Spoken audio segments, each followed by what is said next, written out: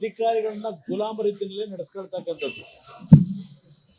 ಯಾರು ಕಾನೂನು ಬಾಹಿರವಾದಂತ ವ್ಯಕ್ತಿಗಳಿಗೆ ಬೆಂಬಲ ಕೊಡ್ತಕ್ಕಂಥವ್ರಿಗೆ ರಕ್ಷಣೆ ಕೊಡ್ತಕ್ಕಂಥದ್ದು ಈ ಸರ್ಕಾರದ ನಿಲುವು ಅಂತಕ್ಕಂಥದ್ದನ್ನ ಇವತ್ತು ಬಹಿರಂಗವಾಗಿ ಜಗಜ್ಜಾಹಿರ ಮಾಡ್ಕೊಂಡಿದ್ದಾರೆ.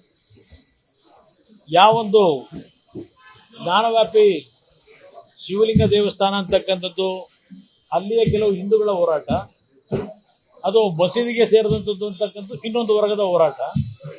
ಇದರ ಹಿನ್ನೆಲೆಯಲ್ಲಿ ಕೋರ್ಟ್ ಅಲ್ಲಿ ಕೊಟ್ಟಂತ ತೀರ್ಮಾನ ಏನಿದೆ, ಆ ತೀರ್ಮಾನದ ಬಗ್ಗೆ ಒಬ್ಬ ವ್ಯಕ್ತಿ ನ್ಯಾಯಾಧೀಶರ ತೀರ್ಪಿನ ಹಿನ್ನೆಲೆಯಲ್ಲಿ ನ್ಯಾಯಾಧೀಶರನ್ನ ಅತ್ಯಂತ ಅವಹೇಳನಕಾರಿಯಾಗಿ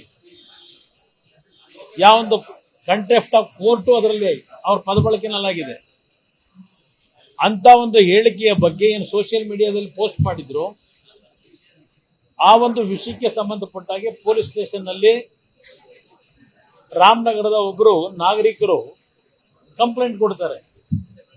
3ನೇ ತಾರೀಕು ಕಂಪ್ಲೇಂಟ್ ತೆಗೆದುಕೊಂಡಂತದ್ದು ಅಧಿಕಾರಿಗಳು ಒಂದು ರಾಮನಗರ ಟೌನ್ ಪೊಲೀಸ್ ಸ್ಟೇಷನ್ ನಲ್ಲಿ ಒಂದು FIR ಹಾಕ್ತಾರೆ, ಇನ್ನೊಂದು ಐಜೂರು ಪೊಲೀಸ್ ಸ್ಟೇಷನ್ ನಲ್ಲಿ ಇನ್ನೊಂದು FIR ಹಾಕ್ತಾರೆ. ಒಂದು FIR ನಲ್ಲಿ ಯಾವುದೇ ರೀತಿಯ ಯಾವೊಂದು ಸೆಕ್ಷನ್ಗಳಲ್ಲಿ ರಿಜಿಸ್ಟರ್ ಮಾಡಬೇಕಾಗಿತ್ತು FIR ಅನ್ನ, ಎಲ್ಲಾ ರೀತಿಯ ಸೆಕ್ಷನ್ಗಳನ್ನ ಕೈ ಬಿಟ್ಟು ಅವನಿಗೆ ಸ್ಟೇಷನ್ ಬೇಲೆಯಲ್ಲೇ ಬಿಡ್ತಕ್ಕಂಥ ಒಂದು ಹುನ್ನಾರನೂ ನಡೀತದೆ. ಇನ್ನೊಂದು ಎಲ್ಲಾ ರೀತಿಯ ಸೆಕ್ಷನ್ಗಳನ್ನು ಹಾಕಿರ್ತಕ್ಕಂಥ ಮತ್ತೊಂದು FIR ಇದೆ ಒಂದೇ ದಿನ. ಅದಾದ ನಂತರ ಕೆಲವು ವಕೀಲರುಗಳ ಸಂಘಕ್ಕೆ ಹೋಗಿ ಆ ವ್ಯಕ್ತಿ ಏನಿದ್ದಾರೆ ಆ ವ್ಯಕ್ತಿಯ ಒಂದು ಹೇಳಿಕೆಗಳನ್ನ ಅಸೋಸಿಯೇಷನ್ಗೂ ನಾಗರಿಕರು ಕೊಟ್ಟಿದ್ದಾರೆ. ಅದಾದ ನಂತರ ರಾಜಕಾರಣ ಪ್ರಾರಂಭ ಆಯಿತು. ವಕೀಲರ ಸಂಘಕ್ಕೆ ಪ್ರಗತಿಪರರು ಅಂತ ಹೇಳಿ ಕೆಲವು ವ್ಯಕ್ತಿಗಳನ್ನ ಯಾರು ಕಳಿಸಿದ್ರು ವಕೀಲರ ಸಂಘಕ್ಕೆ? ವಕೀಲರ ಸಂಘಕ್ಕೆ ಭೇಟಿಯನ್ನ ಯಾರಾದರೂ ಕೊಡೋದಾದ್ರೆ, ಏನಾದರೂ ಕಂಪ್ಲೇಂಟ್ಗಳು ಕೊಡ್ಲಿಕ್ಕೆ ಅಲ್ಲಿಯ ಮ್ಯಾಜಿಸ್ಟ್ರೇಟ್ ಅವರ ಪರ್ಮಿಷನ್ ತಗೊಂಡು ಹೋಗ್ಬೇಕಲ್ಲಿ ಆವರಣಕ್ಕೆ. ಮ್ಯಾಜಿಸ್ಟ್ರೇಟ್ ಪರ್ಮಿಷನ್ ತಗೊಂಡಿಲ್ಲ, ಹೋದ್ರು ಅಲ್ಲೇನೋ ಒಂದು ಕಾರ್ಯದರ್ಶಿಗೆ ಮನವಿ ಕೊಟ್ಟಿದ್ದೇವೆ ಅಂತೇಳಿ ಹೇಳ್ತಾರೆ. 6ನೇ ತಾರೀಕಿನಂದು ಅವ್ರು ಹೋಗಿರ್ತಕ್ಕಂಥದ್ದು. 6ನೇ ತಾರೀಕು ಮಧ್ಯಾಹ್ನ ನಡೆದಂತ ಘಟನೆಯಲ್ಲಿ ಅಹಿತಕರ ಘಟನೆ ಅಂತ ಹೇಳ್ಕೊಂಡಿದ್ದಾರೆ. ಹೋದಂತ ಪ್ರಗತಿಪರರ ಮೇಲೆ ಕೈ ಮಾಡಿದ್ದಾರೆ, ದೌರ್ಜನ್ಯ ಮಾಡಿದ್ದಾರೆ ಲಾಯರ್ಗಳು, ಹಲವಾರಿಗೆ ಮಂಡಿ ಮುರಿದಾಕಿದ್ದಾರೆ, ತಲೆ ಹೊಡೆದಿದ್ದಾರೆ. ಈ ರೀತಿ ಕಂಪ್ಲೇಂಟ್ ಅನ್ನ 7ನೇ ತಾರೀಕು ಸಂಜೆ 8 ಗಂಟೆ ಕೊಡ್ತಾರೆ. ಘಟನೆ ಆಗಿರೋದು, ತಲೆ ಹೊಡೆದಿರೋದು, ಬುರುಡೆ ಹೊಡೆದಿರೋದು 6ನೇ ತಾರೀಕು ಮಧ್ಯಾಹ್ನ. 7ನೇ ತಾರೀಕು ಒಂದು FIR ಕೊಡ್ತಾರೆ. ಯಾರ ರಫೀಕ್ ಅಂತಕ್ಕಂಥವ್ನು, ಅವ್ರ ಬ್ಯಾಕ್ ಗ್ರೌಂಡ್ಗಳೇನು, ಇದೆಲ್ಲ ಏನಾದ್ರೂ ಮಾಹಿತಿಗಳು ಇರಲಿಲ್ವಾ ಸರ್ಕಾರಕ್ಕೆ? ಪ್ರಗತಿಪರ ಅಂತಕ್ಕಂಥ ಹೆಸರಿನಲ್ಲಿ ಈಗ ನಮ್ಮ ಇಲ್ಲೇರ ಪಾಪ ನಮ್ಮ ಸ್ನೇಹಿತ ಸಂತೋಷ್ ಲಾಡು 70% ಬೋಗಸ್ಸು ಕಾರ್ಮಿಕರ ಕಾರ್ಡ್ ತಗೊಂಡಿದ್ದಾರೆ ಅಂತ ಹೇಳಿ ಪ್ರತಿನಿತ್ಯ ಹೇಳಿಕೆ ಕೊಡೋದು ನೀವೆಲ್ಲ ತೋರಿಸಿದ್ದೀರಿ. ಅಲ್ಲಿ ಬೋಗಸ್ ಕಾರ್ಡ್ಗಳನ್ನ ಕಾರ್ಮಿಕ ಇಲಾಖೆಯಿಂದ ಪಡೆದು ಹಲವಾರು ರೀತಿಯ ಗೂಂಡಾಗಿರಿ ಮಾಡತಕ್ಕಂಥವ್ರು ಪ್ರಗತಿಪರರ ಹೆಸರಿನಲ್ಲಿ ಹೋಗಿದ್ದಾರೆ. ಅಲ್ಲಿ ಯಾವ ಒಂದು ವಕೀಲರ ಸಂಘಕ್ಕೆ ಅಲ್ಲಿ ಘರ್ಷಣೆ ಆಗಿರ್ತಕ್ಕಂಥ ಕಾರಣಗಳೇನು, ಇಲ್ಲಿ ಕಂಪ್ಲೇಂಟ್ ಕೊಟ್ಟಿರ್ತಕ್ಕಂಥದ್ದೇನು, ಸರ್ಕಾರ ಏನು ಮಾಡ್ತಾ ಇದೆ, ಮಂತ್ರಿಗಳು ಆ ಅಧಿಕಾರಿಗಳು ಯಾವ ಡೈರೆಕ್ಷನ್ ಮೇಲೆ ಕೆಲಸ ಮಾಡಿದ್ದಾರೆ, ಇದು ಇಲ್ಲಿರ್ತಕ್ಕಂಥ ಪ್ರಶ್ನೆ. 1 ವಾರಗಳ ಪ್ರತಿದಿನ ಪ್ರತಿಭಟನೆ ನಡೆದಿದೆ ವಕೀಲರಿಂದ. ಅಧಿಕಾರಿಗಳು ಯಾರ ಮೇಲೂ ಆಕ್ಷನ್ ತಗೊಳ್ಳಿಲ್ಲ. ಯಾರು ತಪ್ಪು ಮಾಡದೇ ಇದ್ರು ಆ ಒಂದು ವಕೀಲರುಗಳ ಮೇಲೆ ಸುಮಾರು 40 ವಕೀಲರ ಮೇಲೆ ಇವತ್ತು ಮೊಕದ್ದಮೆ ಹಾಕಿದ್ದಾರೆ, FIR ಹಾಕಿದ್ದಾರೆ. ಇದು ನಡೆದಿರ್ತಕ್ಕಂಥ ಘಟನೆ. 1 ವಾರಗಳ ಕಾಲ ಪ್ರತಿಭಟನೆ ಮಾಡಿದ್ದಾರೆ ಶಾಂತಿಯುತವಾಗಿ. ನಿನ್ನೆ ದಿನ ಒಂದು ಕರೆ ಕೊಟ್ಕೊಂಡಿದ್ದಾರೆ ವಕೀಲರ ಸಂಘದಿಂದ. ಇಡೀ ರಾಜ್ಯದಿಂದ ಸುಮಾರು 2 ರಿಂದ 3 ಸಾವಿರ ವಕೀಲರ ಸದಸ್ಯರು, ಸಂಘದ ಸದಸ್ಯ ಪದಾಧಿಕಾರಿಗಳು, ವಕೀಲರುಗಳು, ಹಲವಾರು ಮಹಿಳಾ ವಕೀಲರು ಒಳಗೊಂಡಂತೆ ಬೆಳಗ್ಗೆಯಿಂದ ಸಂಜೆಯವರೆಗೆ ಯಾವೊಂದು ಧರಣಿ ಮಾಡಿದ್ದಾರೆ, ಪ್ರತಿಭಟನೆ ಮಾಡಿದ್ದಾರೆ. ಸರ್ಕಾರಕ್ಕೆ ಸೌಜನ್ಯ ಇದ್ದ ಅಧಿಕಾರಿಗಳಿಗೆ ಕರೆದು ಚರ್ಚೆ ಮಾಡಿ ಇದನ್ನ ತಿಳಿಗೊಳಿಸಬೇಕಾಗಿತ್ತು. ಇಲ್ಲ ಸರ್ಕಾರದ ಭರವಸೆ ಏನಾದ್ರು ಕೊಡಬೇಕಾಗಿತ್ತಲ್ಲ.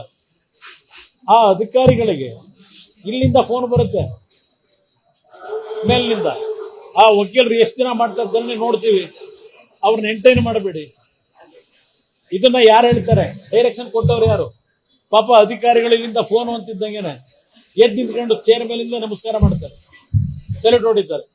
ಅಂತ ಅಧಿಕಾರಿಗಳು ಇಲ್ಲಿ ಇರ್ತಕ್ಕಂಥದ್ದು. ಇದು ಇಷ್ಟೆಲ್ಲ ಅನಾಹುತ ಆದರೂ ಅಧಿಕಾರಿಗಳನ್ನ DC ಮತ್ತು SP ಒಳಗೊಂಡಂತೆ ಅಲ್ಲಿ ಜಿಲ್ಲಾಧಿಕಾರಿಗಳ ಕಚೇರಿಯಲ್ಲಿ ಕೆಲಸ ಮಾಡತಕ್ಕಂಥ ಹಲವಾರು ನೌಕರರನ್ನ ರಾತ್ರಿ 9-9:30ವರೆಗೂ ಕೂಡಾಕಿದ್ದಾರೆ, ಲಾಕ್ ಆಗಿದೆ. ನಾನು ಅದಕ್ಕೆ ಪೊಲೀಸ್ ಅಧಿಕಾರಿಗಳಿಗೆ ಹೇಳಿದ್ದೇನೆ, ಈಗಲೂ ಸಹ ಸರಿಪಡಿಸ್ಕೊಳ್ರಪ್ಪ ಅಂತೇಳಿ. ಈ ಒಂದು ವಿಷಯವನ್ನ ನಾನು ಒಂದು ವಾರದ ಮುಂಚೆನೆ ನನ್ನ ಗಮನಕ್ಕೆ ಬಂದಾಗ ಇದನ್ನ ಎಳಿಲಿಕ್ಕೆ ಹೋಗಬೇಡಿ, ಕೂತು ಸಾಲ ಮಾಡ್ಕೊಳ್ಳಿ ಅಂತ ನಾನು ಅಧಿಕಾರಿಗಳಿಗೆ ಹೇಳಿದ್ದೆ. ವಕೀಲರು ನಾನು ನಿನ್ನೆ ಬರಲೇಬೇಕು ಅಂತ ಕೆಲವರೇನು ಹೇಳಿದ್ರು, ಕೆಲವು ಹೆಣ್ಣು ಮಕ್ಕಳು ಸಹ ಇದ್ದಾರೆ, ಒಂದು ದೊಡ್ಡ ಹಿಂಸೆ ಆಗಿದೆ ಅಂತ ಹೇಳಿ. ನಾನು ಹೋದಂಥ ಸಂದರ್ಭದಲ್ಲಿ ವಕೀಲರುಗಳು ಒಂದು ಮಾತು ಹೇಳ್ತಾರೆ, ನಮಗೆ ಇವರೇನು FIR ಹಾಕಿದ್ದಾರೆ, ಇವರ ದಯಾದಾಕ್ಷಿಣ್ಯ ಬೇಕಿಲ್ಲ, ಬೀರು ರಿಪೋರ್ಟ್ ಹಾಕೋದು ನಮಗೆ, ನಾವು ನ್ಯಾಯಾಲಯದಲ್ಲಿ ಅದಕ್ಕೆ ಹೋರಾಟ ಏನು ಮಾಡಬೇಕು, ಕಾನೂನು ಹೋರಾಟ ಮಾಡ್ಕೋತೀವಿ. ಇಲ್ಲಿ ನಡೀತಾ ಇರತಕ್ಕಂಥ ಈ ಒಂದು ದೌರ್ಜನ್ಯಗಳು, ಪೊಲೀಸ್ ಇಲಾಖೆಯ ವೈಫಲ್ಯ ಏನಿದೆ ಅದರ ಹಿನ್ನೆಲೆಯಲ್ಲಿ ಅಧಿಕಾರಿಯನ್ನ ಸಸ್ಪೆಂಡ್ ಮಾಡಬೇಕು ಅಂತ ಹೇಳಿದ್ದಾರೆ. ಶಾಸಕ ಒಂದು ಸಮಾಜಕ್ಕೆ ಸೇರಿದ್ದಾನೆ, ಆ ಅಧಿಕಾರಿ ಅದೇ ಸಮಾಜಕ್ಕೆ ಸೇರಿದ್ದಾನೆ, ಪೋಸ್ಟ್ ಮಾಡಿರ್ತಕ್ಕಂಥವನು ಅದೇ ಸಮಾಜಕ್ಕೆ ಸೇರಿದ್ದಾನೆ. ಈ ಸರ್ಕಾರ ಇರೋದು ಆ ಒಂದು ಸಮಾಜಕ್ಕೆ ರಕ್ಷಣೆ ಕೊಡ್ಲಿಕ್ಕ ಒಂದೊಂದು ರೀತಿಯ ಒಂದೊಂದು ತೀರ್ಮಾನಗಳಾಗಿದ್ದಾವೆ. ಇಲ್ಲಿ ಸರ್ಕಾರದ ಜಿಲ್ಲಾಡಳಿತ ಬೀಗ ಹಾಕಿ ಜಿಲ್ಲಾಧಿಕಾರಿ ಕಚೇರಿ ಒಳಗೆ ಎಲ್ಲ ಹಿರಿಯ ಅಧಿಕಾರಿಗಳು ನೌಕರರನ್ನ ಇವತ್ತು ರಾತ್ರಿ 10 ಗಂಟೆವರೆಗೂ ಕೂಡ ಹಾಕಿದ್ರಲ್ಲ. ನಾನು ಬರ್ತೀನಿ ಅಂತ ಗೊತ್ತಾದ ಮೇಲೆ, ಅಶೋಕ್ ಅವರು ಬರ್ತೀವಿ ಅಂತ ಗೊತ್ತಾದ ಮೇಲೆ, ಆಗ ಪೊಲೀಸ್ ಅಧಿಕಾರಿಗಳೇನೆ ಆ ಬೀಗ ಹಾಕಿದ್ದಕ್ಕೆ ನಾನು ಗೇಟ್ನ ಬೀಗ ಹೊಡೆಯತಕ್ಕಂಥದ್ದು ಕಳ್ಳರು ನೋಡಿದ್ದೇನೆ. ನೀವು ಮಾಧ್ಯಮಗಳಲ್ಲಿ ತೋರಿಸಿದ್ದೀರಿ, ಕಳ್ಳರು ಬೀಗ ಹೊಡೆದು ಮನೆಗೆ ನುಗ್ಗೋದು. ಆದರೆ ಇಲ್ಲಿ ಆ ಬೀಗ ಹೊಡೆಯತಕ್ಕಂಥ ಕೆಲಸ ಪೊಲೀಸ್ ಅಧಿಕಾರಿಗಳೇ ಮಾಡ್ತಾರೆ. ನೆನೆ ದಿನ ಈ ರೀತಿ ಆಡಳಿತ ಇದು. ಈ ರೀತಿಯ ಆಡಳಿತದಿಂದ ರಾಜ್ಯ ಏನ್ ಸಂದೇಶ ಕೊಡ್ತಾ ಇದ್ದೀರಿ? ಯಾವ ಅರಾಜಕತೆ ಸೃಷ್ಟಿ ಆಗ್ಬಹುದು ಇದೇ ರೀತಿ ಮುಂದುವರೆದ್ರೆ ನೀವು. ಇದನ್ನೇ ಇವತ್ತು ನಾನು ನೆನ್ನೆ ಪ್ರಶ್ನೆ ಮಾಡಿರೋದು. ಇದಕ್ಕೂ ಬಹುಶಃ ಕಾಂಗ್ರೆಸ್ ನಾಯಕರುಗಳು ಕುಮಾರಸ್ವಾಮಿ ಅವರಲ್ಲಿ ರಾಜಕೀಯ ಮಾಡಕ್ ಹೋಗಿದ್ರು, ಚುನಾವಣೆ ಸೋತು ಬಿಟ್ಟಿದ್ದಾರೆ, ರಾಮನಗರದಲ್ಲಿ ಮಗ ಸೋತು ಬಿಟ್ಟಿದ್ದಾನೆ, ಅದಕ್ಕೆ ಇಶ್ಯೂ ತಗೊಂಡು ರಾಜಕೀಯ ಮಾಡ್ಲಿಕ್ಕೆ ಹೋಗಿದ್ದಾನೆ, ಇದು ಹೇಳ್ತಾರೆ ಅಂತ ಗೊತ್ತು ನನಗೆ. ಅದೇ ಹೇಳ್ಬಿಟ್ಟಿದಾರ. ಅನುಕ್ಷಣದ ಸುದ್ದಿಗಳಿಗಾಗಿ ವಿಸ್ತಾರ ನ್ಯೂಸ್ ಯೂಟ್ಯೂಬ್ ಚಾನೆಲ್ ಸಬ್ಸ್ಕ್ರೈಬ್ ಮಾಡಿ. ಹೊಸ ಸುದ್ದಿಗಳ ನೋಟಿಫಿಕೇಶನ್ಗಾಗಿ ಬೆಲ್ ಐಕಾನ್ ಕ್ಲಿಕ್ ಮಾಡಿ. ಲೇಟೆಸ್ಟ್ ಅಪ್ಡೇಟ್ಸ್ಗಾಗಿ www.vistaranews.com ವೆಬ್ಸೈಟ್ಗೆ ವಿಸಿಟ್ ಮಾಡಿ. ಅಂಗೈಯಲ್ಲೇ ಜಗತ್ತಿನ ಸುದ್ದಿ ತಿಳಿಯಲು ವಿಸ್ತಾರ ನ್ಯೂಸ್ ಕನ್ನಡ ಆಪ್ ಡೌನ್ಲೋಡ್ ಮಾಡಿ.